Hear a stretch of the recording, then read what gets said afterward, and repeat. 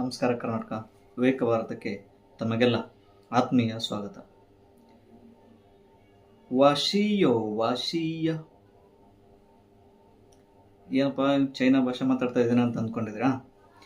ಆ ವಿಚಾರನೆ ತಿಳ್ಕೊಳ್ಳೋಕ್ಕಿಂತ ಮುಂಚೆ ವಿವೇಕ ಭಾರತ ಚಾನಲನ್ನು ಸಬ್ಸ್ಕ್ರೈಬ್ ಮಾಡಿ, ಲೈಕ್ ಮಾಡಿ, ಶೇರ್ ಮಾಡಿ. ಇದೇ ರೀತಿಯ ಹೆಚ್ಚಿನ ವಿಡಿಯೋಗಳಿಗೆ ಪ್ರೋತ್ಸಾಹಕ್ಕಾಗಿ ತಮ್ಮಲ್ಲಿ ವಿನಂತಿಸಿಕೊಳ್ಳುತ್ತೇನೆ. ವಾಶೀಯ ಇವತ್ತು ಈ ದಿನ ರಿಲೀಸ್ ಆಗಿರ್ತಕ್ಕಂಥ ಓಜಿ ತೆಲುಗು ಚಿತ್ರ ಓಜಸ್ ಗಂಭೀರ.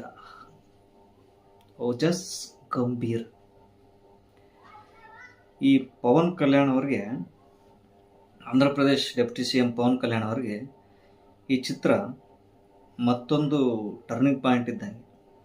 ಅಂದರೆ ಇಲ್ಲಿವರೆಗೂ ಒಂದು ರೀತಿ ಇದ್ದರೆ, ಇದು ಒಂಥರ ಮತ್ತೆ ಪವನ್ ಕಲ್ಯಾಣ್ನ ಮತ್ತೆ ಆ ಖುಷಿ, ಆ ಎನರ್ಜೆಟಿಕ್ ಅಂದರೆ ಯಾವಾಗಲೂ ಒಂದೇ ರೀತಿ ಇರುತ್ತೆ, ಬಟ್ ಒಂಥರ ಯಂಗ್ ಆಗಿ ಕಾಣ್ತಾ ಇರ್ತಕ್ಕಂಥ ಒಂದು ಮೂವಿ ಅಂತ ಹೇಳ್ಬೋದು. ಈ ಚಿತ್ರದಲ್ಲಿ ಪ್ರಮುಖ ಪಾತ್ರ ವಹಿಸಿರೋದು 3 ಪಾತ್ರಗಳು ಬಹಳ ಮುಖ್ಯ. ಈ 3 ಪಾತ್ರಗಳು ಬಹಳ ಮುಖ್ಯ. ಯಾವುದಂತಂದರೆ, ಮೊದಲನೇದಾಗಿ power star Pawan Kalyan, director Sujeeth ಮತ್ತು music director SS Thaman. Music ಕೇಳ್ತಾ ಇದ್ದರೆ ಈ ಚಿತ್ರವನ್ನು ಸಂಪೂರ್ಣವಾಗಿ ನಿಮಗೆ ಎಲ್ಲೂ ಕೂಡ ಬೇಜಾರಾಗದೆ ತಗೊಂಡೋಗಿರೋದು ಅದೇ ಬ್ಯಾಕ್ಗ್ರೌಂಡ್ ಮ್ಯೂಸಿಕ್. ಅದರ ಜೊತೆಗೆ ಪವನ್ ಕಲ್ಯಾಣ್ ಅವರ ಆ್ಯಟಿಟ್ಯೂಡ್, ನಟನೆ ಏನಿದೆಯಲ್ಲ, ಒಂಥರ ಹುಡುಗನ ರೀತಿಯಲ್ಲಿ ಮಾಡಿದ್ದಾರೆ. ಅದಲ್ಲದೆ ಸುಜಿತ್ ಅವರು ಆ ಸ್ಟೈಲಿಶ್ ಆಗಿ ಪವನ್ ಕಲ್ಯಾಣ್ ಅವ್ರನ್ನ ಯಾವ ರೀತಿ ತಗೊಳ್ಬೇಕು, ಅದಕ್ಕೆ ಮೊನ್ನೆ ಹೇಳಿರ್ಬೇಕು. ಮೋಸ್ಟ್ಲಿ ಸುಜಿತನ ಎಷ್ಟು ಇಷ್ಟಪಡ್ತೀನಿ ಅಂತ ಅನ್ನೋದಕ್ಕೆ ಪವನ್ ಕಲ್ಯಾಣ್ ಅವರು ಹೇಳ್ತಾರೆ, ನನ್ನ ಮತ್ತೆ ಎಲ್ಲೋ ಒಂದು ಕಡೆ ಆ ಖುಷಿ ಸಿನಿಮಾ ರೀತಿಯಲ್ಲಿ ಮತ್ತೆ ಎನರ್ಜಿಯನ್ನು ಮತ್ತೆ ಅದೇ ರೀತಿಯನ್ನು ತೋರಿಸುವ ಒಂದು ಉತ್ಸಾಹನ ತಂತು ನನಗೆ ಇದು ಅಂತೇಳಿ, ಆ ಉತ್ಸಾಹ ಅವರು ವಾಶಿ ಅಂತ ಆ ಪ್ರೀ ರಿಲೀಸ್ ಈವೆಂಟಲ್ಲಿ ಆಡ್ತಾರಲ್ಲ, ಅದರಲ್ಲೇ ಗೊತ್ತಾಗುತ್ತೆ. ಆಮೇಲೆ ಇದರಲ್ಲಿ ನಟಿ ಪವನ್ ಕಲ್ಯಾಣ್ ಅವ್ರ ಜೊತೆ ನಟಿಸಿರುವ ನಟಿ ಪ್ರಿಯಾಂಕಾ ಅರುಳ್ ಮೋಹನ್. ಅಂದರೆ ಅವರು ಇನ್ನೂ ಈ ಚಿತ್ರದಲ್ಲಿ ಪವನ್ ಕಲ್ಯಾಣ್ ಅವ್ರ ಜೊತೆಗೆ ಇದ್ದಿದ್ದರೆ, ಅಂದರೆ ಕತೆ ಇನ್ನೂ ಸ್ವಲ್ಪ ಅವ್ರ ಜೊತೆಗಿದ್ರೆ ಚೆನ್ನಾಗಿರೋದು ಅಂತ ಅನಿಸ್ತು. ಬಟ್ ಅವ್ರದ್ದು ಸ್ವಲ್ಪ ಹೊತ್ತಿದ್ರು ಕೂಡ ಬಹಳ ಅದ್ಭುತವಾಗಿ ನಟನೆ ಮಾಡಿದ್ದಾರೆ. ಆಮೇಲೆ ಆ ಆ್ಯಕ್ಷನ್ಸ್ ಸೀಕ್ವೆನ್ಸ್ನಲ್ಲಿ ಪವನ್ ಕಲ್ಯಾಣ್ ಅವರು ಮತ್ತೆ ಅದ್ಭುತವಾಗಿ ಮಾಡಿದ್ದಾರೆ. ಒಂದೊಂದು ಆ್ಯಕ್ಷನ್ ಸೀಕ್ವೆನ್ಸ್ ಏನಿದಾವಲ್ಲ, ಪ್ರತಿಯೊಂದು ಕೂಡ ನಿಮ್ಮನ್ನು ಎಲ್ಲಿ ಬೋರ್ ಬರದೇ ರೀತಿಯಲ್ಲಿ, ನಿಮಗೆ ಬೇಜಾರು ಆಗದೇ ಇರೋ ರೀತಿಯಲ್ಲಿ ನಿಮ್ಮನ್ನು ಆ ಬ್ಯಾಕ್ಗ್ರೌಂಡ್ ಮತ್ತು ಆ ಆ್ಯಕ್ಷನ್ ಸೀಕ್ವೆನ್ಸ್ ನಿಮ್ಮನ್ನು ಹಿಡಿದಿಟ್ಕೊಳ್ತವೆ. ಹಾಗಾಗಿ ಈ ಚಿತ್ರ ಪವನ್ ಕಲ್ಯಾಣ್ ಅವರಿಗೆ ಇಲ್ಲಿವರೆಗೆ ನಟಿಸಿದ್ದೇ ಒಂದು ರೀತಿ ಆದರೆ, ಈ ಒಂದು ಚಲನಚಿತ್ರ ಅವರಿಗೆ ಮತ್ತೊಂದು ಮೈಲಿಗಲ್ಲ ಆಗುತ್ತೆ ಅನ್ನೋ ಒಂದು ವಿಚಾರನ ಈಗ ತಿಳಿಸಕ್ಕೆ ಬರುತ್ತೆ.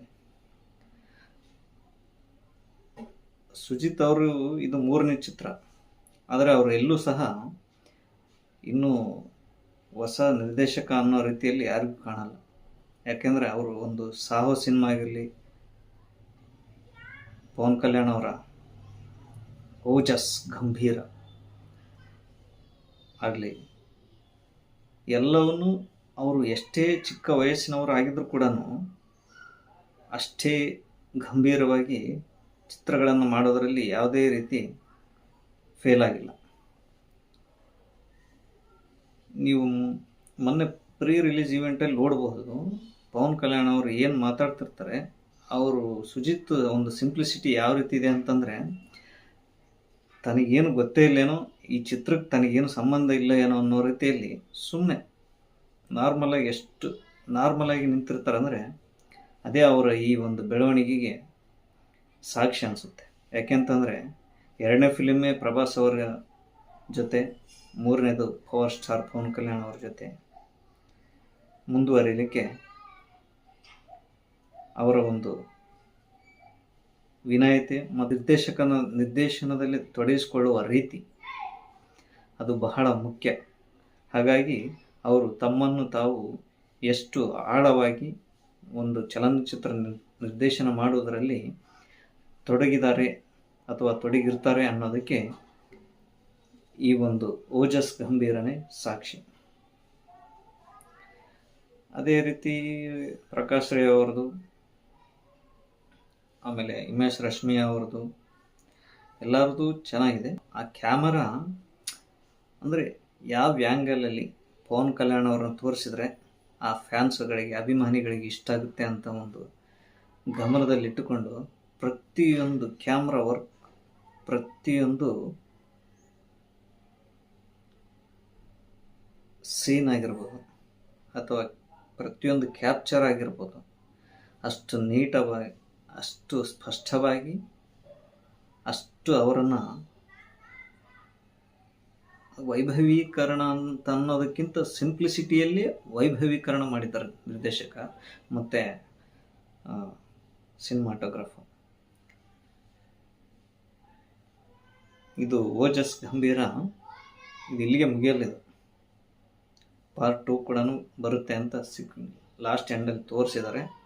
ಇದರಲ್ಲೇ ಈ ಥರ ಇದೆ ಅಂತಂದರೆ ಇನ್ನು ಪಾರ್ಟ್ 2 ಅಲ್ಲಿ ಓಜಸ್ ಗಂಭೀರ ಯಾವ ರೀತಿ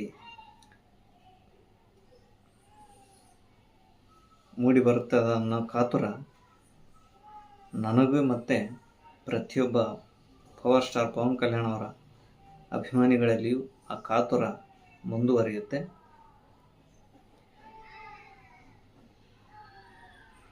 ಒಟ್ಟಿನಲ್ಲಿ ಆ್ಯಕ್ಷನ್ ಸೀಕ್ವೆನ್ಸ್ಗಳು ಬಹಳ ಅನಿಸಿದ್ರು ಕೂಡ ಆ ಬ್ಯಾಕ್ಗ್ರೌಂಡ್ ಮ್ಯೂಸಿಕ್ ಇದೆಯಲ್ಲ, ಅದು ನಿಮ್ಮನ್ನು ಎಲ್ಲೋ ಒಂದು ಕಡೆ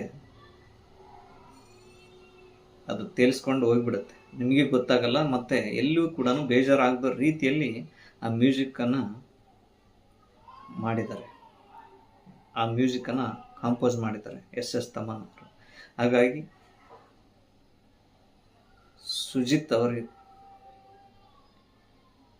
ನಿರ್ದೇಶನ ಇನ್ನೂ ಬಹಳಷ್ಟು ಒಳ್ಳೆಯ ಚಿತ್ರಗಳನ್ನು ಕೊಡಲಿ, ಅವರು ಒಳ್ಳೆಯ ಉತ್ತಮ ಕ್ಷೇತ್ರದಲ್ಲಿ, ಈ ಒಂದು ಕ್ಷೇತ್ರದಲ್ಲಿ ಉತ್ತಮವಾಗಿ ಬೆಳೀಲಿ ಎಂದು ಆಶಿಸುತ್ತಾ, ಪವನ್ ಕಲ್ಯಾಣ್ ಬಗ್ಗೆ ಅವ್ರಿಗೆ ಹೇಳೋದಕ್ಕೆ, ಪವರ್ ಸ್ಟಾರ್ ಬಗ್ಗೆ ಹೇಳೋದಕ್ಕೆ ಏನಿಲ್ಲ. ಯಾಕಂದರೆ ಅವರ ಅನುಭವ, ಅವರ ಒಂದು ಆಲೋಚನೆ ಇಡೀ ದೇಶಕ್ಕೆ ಗೊತ್ತಿದೆ. ಒಂದು ಸಾರಿ ಚಿತ್ರಮಂದಿರದಲ್ಲಿ ಓಜಸ್ ಗಂಭೀರ ನೋಡಿ ಬನ್ನಿ. ನೋಡಿ ಬಂದಮೇಲೆ ಆಲೋಚನೆ ಮಾಡಿ ಹೇಗಿದೆ ಅಂತೇಳಿ.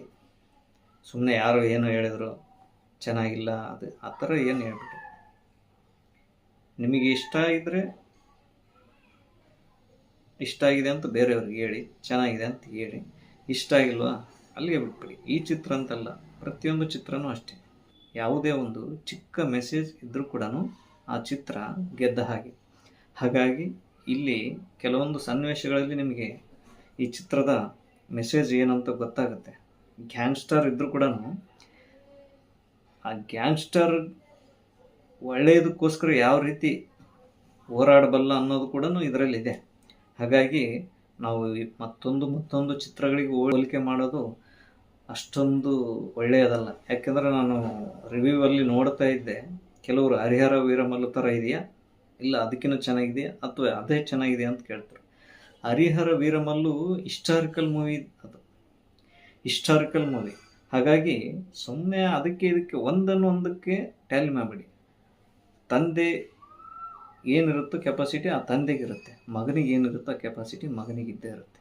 ಸೊ ಹಾಗಾಗಿ ಕಂಪ್ಯಾರಿಸನ್ ಅನ್ನೋದು ಮಾಡಬಾರ್ದು. ಯಾವುದೇ ಚಿತ್ರಗಳಿಗೆ ಕಂಪ್ಯಾರಿಸನ್ ಮಾಡಿದಾಗೆ ಪ್ರತಿಯೊಂದರಲ್ಲಿ ನಮಗೆ ನ್ಯೂನತೆ ಕಾಣುತ್ತೆ.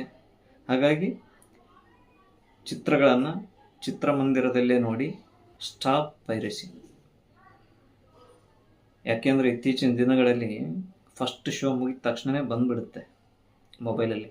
ಸೊ ಹಾಗಾಗಿ ನೀವು ನೋಡಿದರೆ ತಾನೇ ಅವರು ಮತ್ತೆ ನೆಕ್ಸ್ಟು ಬೇರೆ ಸಿನಿಮಾಗಳನ್ನು ವೆಬ್ಸೈಟಲ್ಲಿ ಬಿಡೋದು. ಅದಕ್ಕೆ ನೀವು ಕಡಿಮೆ ಮಾಡಿ